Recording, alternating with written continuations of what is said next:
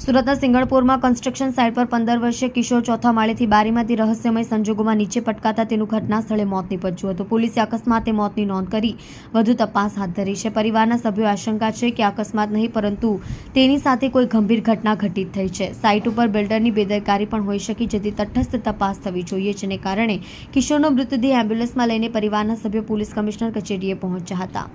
Amroli Gujarat housing board ખાતે રહેતો 15 વર્ષીય ચિરાગ પ્રકાશ મીઠાપરા સિંગણપોર હરિદર્શનના ખાડા પાસે ધારા હેવન નામની કન્સ્ટ્રક્શન સાઇટ ઉપર અગાઉ છૂટક કામ કરવા માટે આવતો હતો. હાલ રક્ષાબંધનની ઉજવણી માટે શ્રમજીવીઓ વતન ગયા હોવાથી સાઇટ પર કામ બંધ હતું. દરમિયાન ચિરાગ સાઇટ પર પહોંચી ગયો હતો અને ચોથા માળેથી બારીમાંથી રહસ્યમય સંજોગોમાં પટકાતા તેનું ઘટના સ્થળે જ મોત થયું હતું.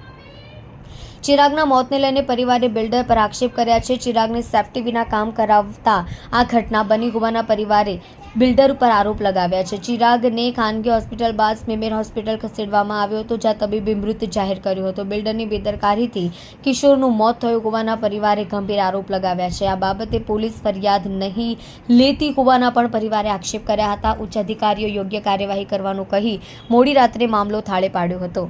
બનાવની જાણ થતાં સિંગણપુર પોલીસ ઘટના સ્થળે દોડી આવી હતી અને તપાસ શરૂ કરી હતી. જોકે પરિવારને આશંકા છે કે અકસ્માત નહીં, જેથી પરિવારના સભ્યોએ ન્યાયની માંગણી કરી છે. પોસ્ટમોર્ટમ બાદ મૃતદેહને એમ્બ્યુલન્સમાં મૂકી પરિવાર દ્વારા તેને સમાજના લોકો પોલીસ કમિશનર કચેરી પહોંચી ગયા હતા. ઘટનાની જાણ થતાં પોલીસ અધિકારીઓ દોડતા થયા હતા અને પરિવારને યોગ્ય તપાસનું આશ્વાસન આપી પરત મોકલી આપ્યા હતા.